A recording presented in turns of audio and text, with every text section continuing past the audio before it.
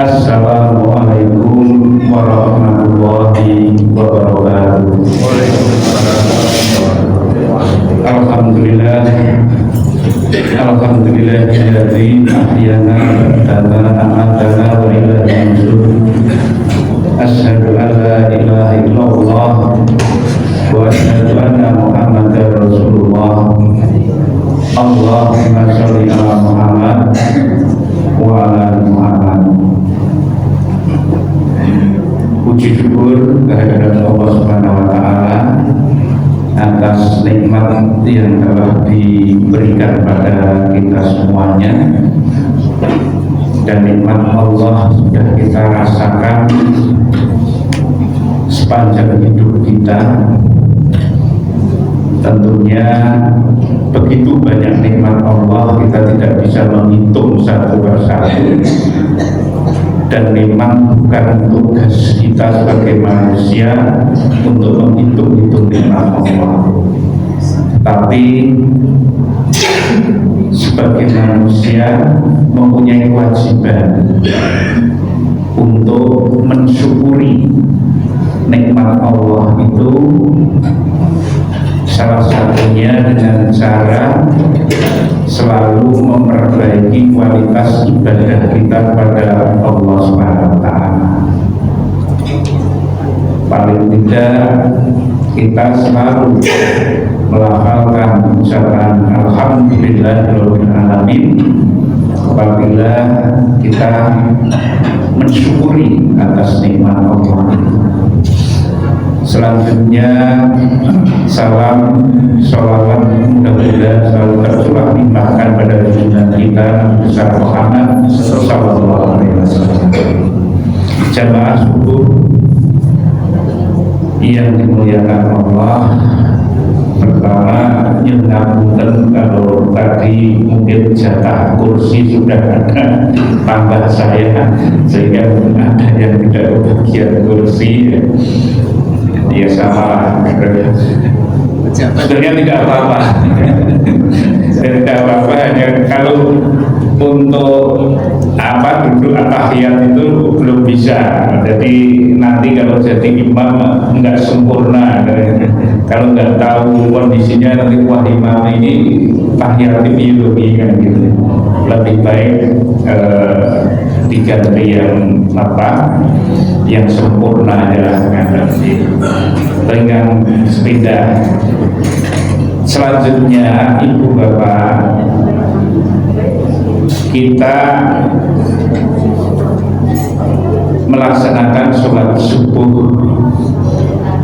Jelas kalau di masjid ini tidak hanya di bulan Ramadan saja makmurnya, ya. Insya Allah di bulan-bulan luar Ramadan kita harus punya semangat bahwa harus bisa mendatangi atau sholat subuh berjamaah di masjid ini. Nah, berkaitan dengan sholat subuh ibu bapak, ada beberapa kisah. Nanti saya akan berkisah saja nih. Sampai jam berapa ini? Berarti ini kultumnya kuliah 27 menit. Biasanya kalau di masjid saya itu kultum ya 7 menit. Kalau lebih dari 7 menit sudah diingat Jadi ada satu kisah sering saya sampaikan, dan ini menjadi inspirasi bagi kita semuanya. Pada tahun-tahun 1922-an, sebelum 1930 atau sebelum 1920-an, itu dikisahkan. Nah, kisah ini saya dapatkan dari guru saya, dan guru saya didapatkan dari gurunya lagi, gurunya didapatkan dari gurunya lagi. Jadi sanadnya sahih. Jadi satu waktu di Pekalongan itu ada pengajian akbar. Pengajian akbar diikuti oleh banyak jamaah tentunya. Nah, disampaikan oleh penceramah itu materinya bagus sekali, mengena dengan apa yang dibutuhkan oleh jamaah. Cara penyampaiannya pun juga sangat menarik, sangat bagus. Nah, karena begitu banyaknya jamaah, itu ada salah satu jamaah yang masih muda. Biasanya lah muda itu kan pikirannya agak kritis sebetulnya. Bapak ini memberikan ceramah bagus sekali, materi isi ceramah yang diberikan bagus sekali. Tapi saya pengen lihat sholat subuhnya kayak apa. Iso ngomong tok ning ra tau sholat subuh berjamaah. Itu pikirannya Caknom zaman dulu. Kalau zaman sekarang nggak tahu. Ya, gitu. Maka anak muda ini tanya pada panitia, Bapak ini dari mana? Kan diberitahu, Bapak ini dari Jogja. Ya. Oh iya, saya akan ikuti Bapak itu. Saya akan lihat sholat subuhnya seperti apa. Maka diikutilah naik kereta api sampai Jogja. Dia tanya, diikuti masjidnya di mana? Oh di sana. Dia tidurlah di masjid yang biasa dia dapatkan informasi bapak-bapak itu biasanya berjamaah di masjid tertentu.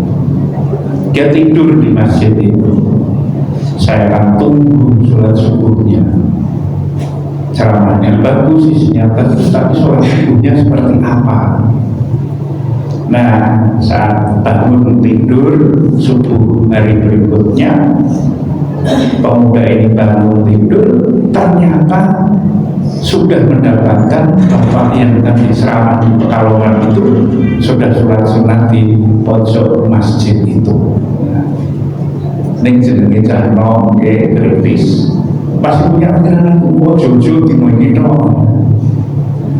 Tidur lagi hari berikutnya. Begitu lagi, begitu dia bangun sebelum subuh, ternyata bapak itu sudah ada di pojok masjid itu, sudah zikir ataupun sudah melaksanakan sholat sunat sebelum adzan subuh itu datang. Nah, terus pemuda ini setelah sholat subuh berjamaah, dia menemui bapak itu dan ingin menjadi murid. Nah, kisah ini dari siapa? Pemuda yang kritis itu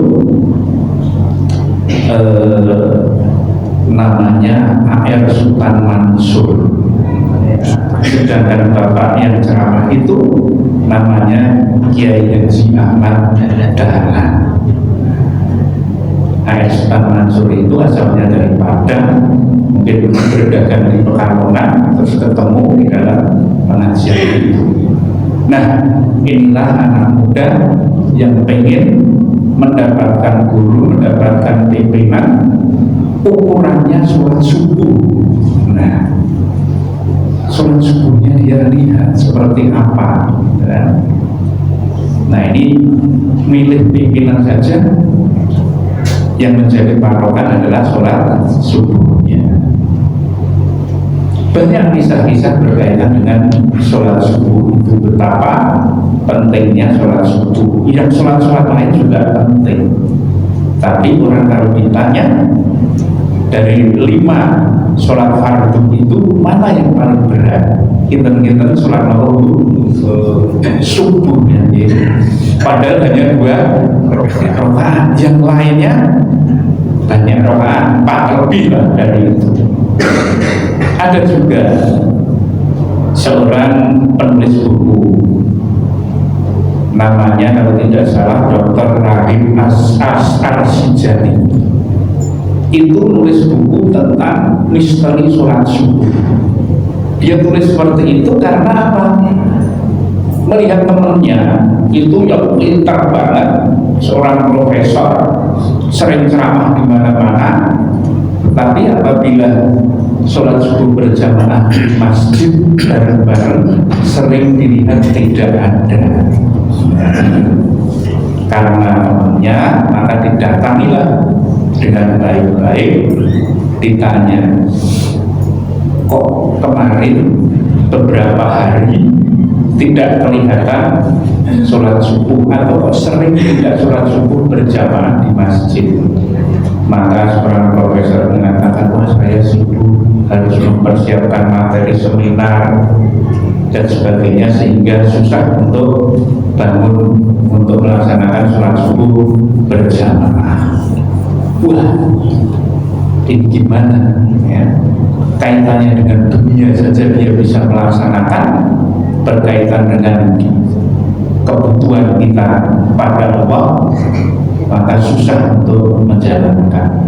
Maka dia tulis beberapa hal, misteri-misteri, keutamaan sholat subuh berjamaah itu. Nah, salah satunya adalah ditulis di situ kisah dari Umar bin Khattab. Umar bin Khattab itu menjadi khalifah menggantikan Abu Bakar, menggantikan Abu Bakar. Dikisahkan di situ Abu Bakar wafat di sore hari. Maka setelah dirawat jenazahnya sampai dikubur, maka setelah sholat subuh dilakukan pemilihan musyawarah.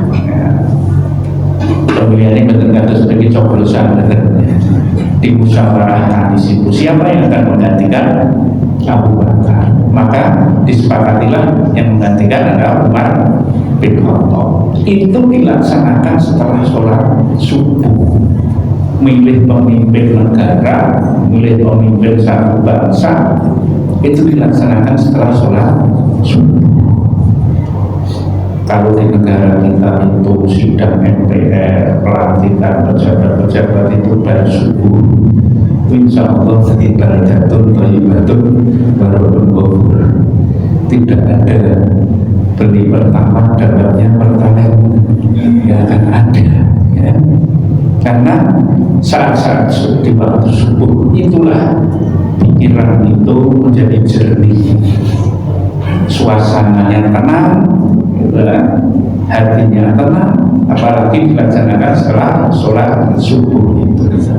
Nah, ibu bapak saya hormati, nah di dalam kegiatan sholat subuh ini juga kita diperintahkan oleh Allah Subhanahu wa Ta'ala ya di dalam Al-Quran, a'udzu billahi minasyaitonir rajim, aqimis sholata liduluki syamsi ila wasatil laili wa qur'anal fajr inna qur'anal fajri kana mas'uda.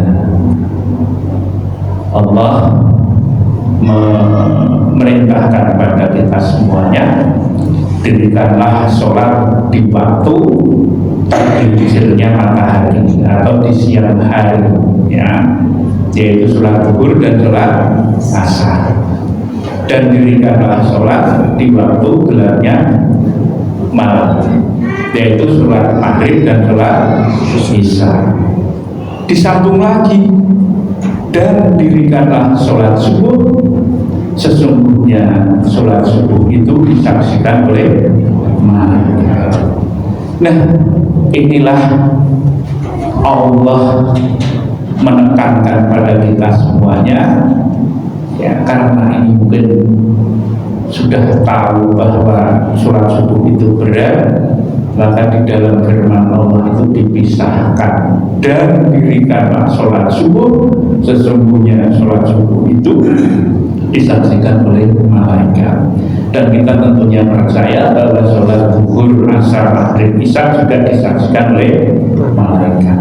semuanya disaksikan oleh malaikat tiap ibadah kita dan dicatat insya Allah sebagai kebaikan kita oleh malaikat Allah. Nah, Ibu Bapak, monggo kita dari Ramadan ini ya, mungkin kita jadikan tonggak kita untuk memakmurkan masjid ini, utamanya di sholat subuh. Seperti tadi dikisahkan, kalau zuhur masih di kantor, asar belum pulang, maghrib belum pulang juga, capek, isya lembur, gitu ya. Nah sekarang kalau subuh mau alasan apa lagi? Nah ini yang tentu kita jadikan satu motivasi untuk kita semuanya, bahkan untuk keluarga-keluarga kita.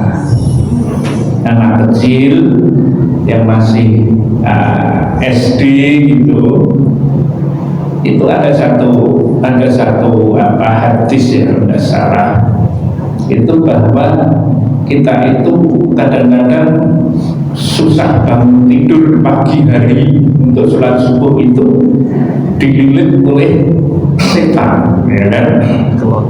Iya, dililit oleh setan.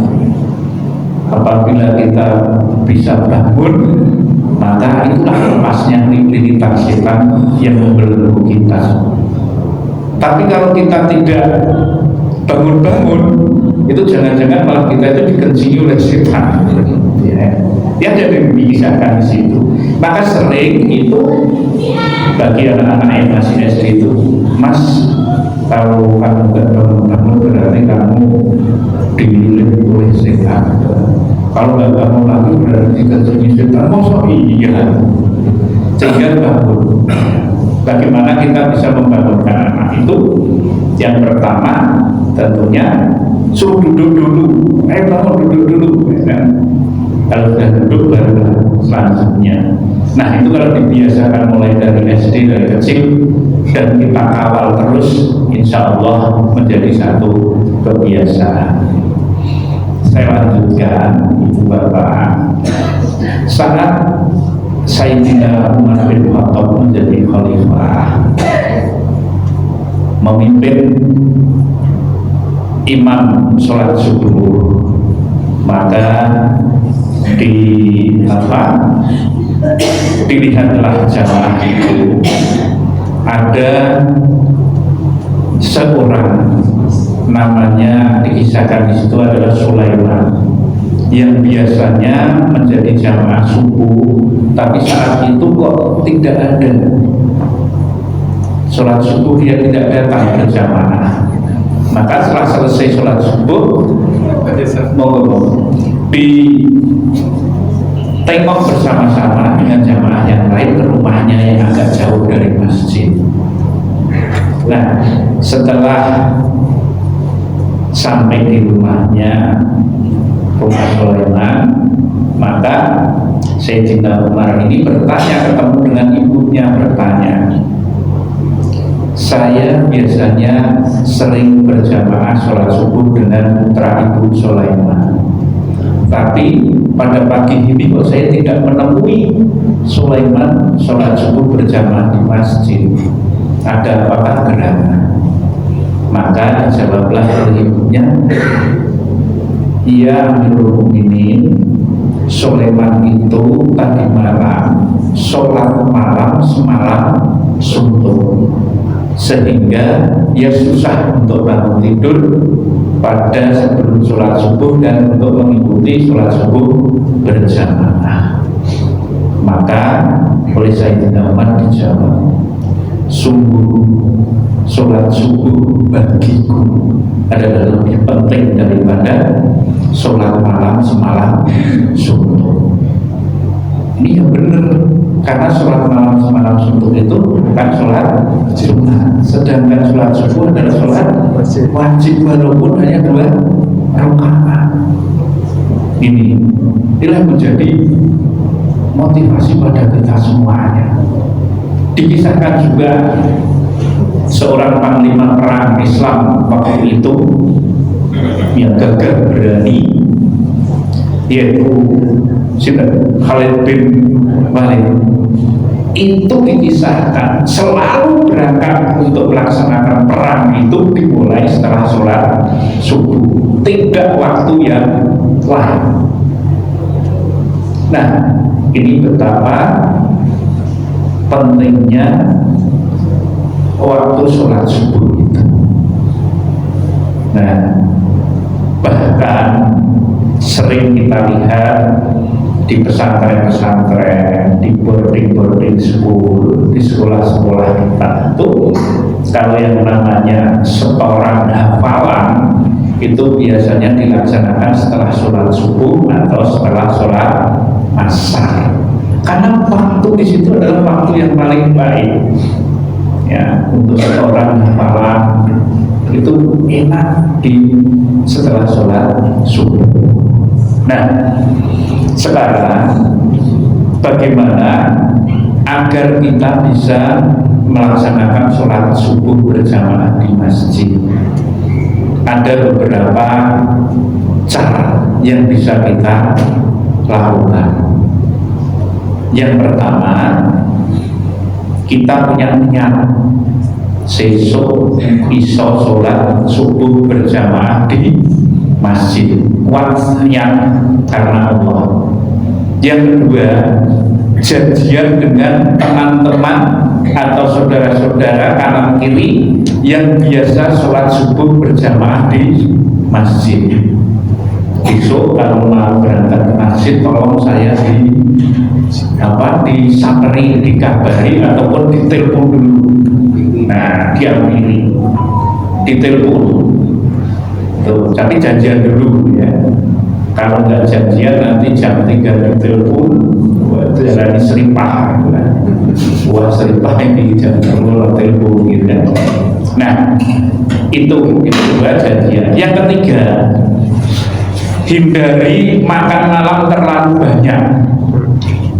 Itu bikin susah bangun tidur menjelang subuh, apalagi sholat malam ya. Udah mau malam jam 10 udah pengajian sampai dalam Indomie dikasih telur lagi. Wah, ini nikmat. Apalagi sebelahnya kopi teh. Nah, ini juga hindari malam hari. Ini tips yang dilakukan seperti itu ya.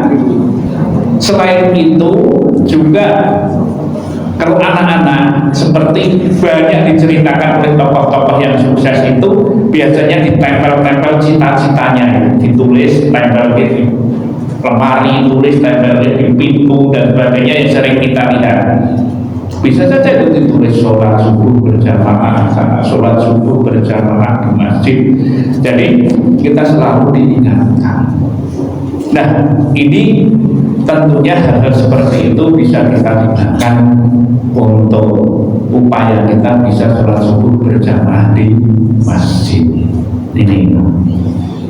Nah, ibu bapak, mudah-mudahan dari puasa kita di bulan Ramadan kita ini ya, ibadah kita di bulan Ramadan ini bukan hanya karena bulan Ramadan ya, tapi betul-betul karena Allah Subhanahu wa Ta'ala ya. Sholat subuh kita tidak hanya karena bulan Ramadan. Sholat subuh kita tidak hanya karena sujud, gitu ya. Jadi, ya. Nah, belum. Itu boleh saja kan untuk memotivasi, gitu kan, untuk memotivasi, ya. Tapi betul-betul kita niatkan hanya karena Allah. Ada satu nasihat dari ulama sudah dirangkum, dinasihatkan pada kita semuanya. Di situ dibahasa Arabkan dan tidak salah seperti ini: kun robania wala kun Ramadannya, gitu ya. Ya. Beribadahlah kamu karena Rabbmu, Rabbanya, ya. Dan janganlah kamu beribadah menghamba kepada Ramadan atau Ramadannya. Nah ini, jadi ya apalagi tadi ditambah lagi, jangan kamu sholat berjamaah karena sujud dia. Nah, ini kita apa? Kita jadikan pengingat pada kita semuanya. Sering kemarin saya sampaikan, apa enggak boleh saja, enggak apa-apa, ada hadiah dan sebagainya. Wong tiga hadiah di angel jamaah umum berarti kayak hadiah, gitu kan? Tapi setelah itu, mari kita baiki hati kita, niat kita perbaiki agar kita menghamba kepada Allah Rabbanya dalam ibadah kita kepada Allah semata-mata karena kita adalah hamba Allah. Nah, ini yang tentunya perlu kita semangati terus-menerus pada diri kita. Dan juga yang kemarin itu sesungguhnya dasar pemikiran dari adanya kegiatan atau program sujud itu kan menjadikan bulan Ramadan di bulan luar Ramadan. Makanya disetting sebulan sebelum Ramadan itu diadakan program sujud sehingga diteruskan dengan bulan Ramadan, ya. Nanti diharapkan sudah 2 bulan ini dilaksanakan, insya Allah nanti setelah Ramadan akan tetap seperti itu makmurnya masjid-masjid itu. Sampai ada yang program sujud sholat lain ya, tahajud itu jam 3 saya ke masjid yang itu sebelum subuh sudah dari subuh banyak banget tahajud, ya. Sambil antri berkot, ya. Jadi tidak apa-apa. Ya kan dari ayat tadi kan diteruskan wa minal laili fatahajjat bihi nafilatan asa karobuka maqama mahmuda. Dan dirikanlah sepertiga malam itu sholat tahajud agar kamu mendapatkan tempat yang terpuji. Tempat yang terpuji tidak harus jadi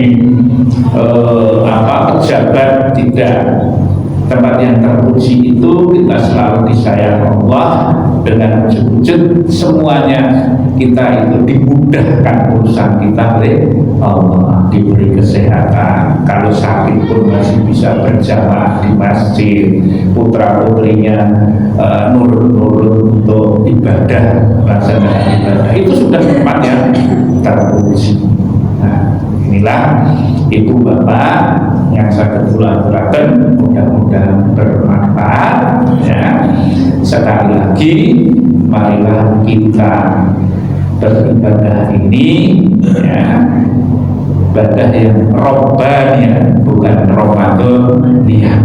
Tadi wonten kirangipun yen pangapunten nasrul Allah wa qarib wa basyiril mukminin. Assalamualaikum warahmatullahi wabarakatuh. Waalaikumsalam warahmatullahi wabarakatuh.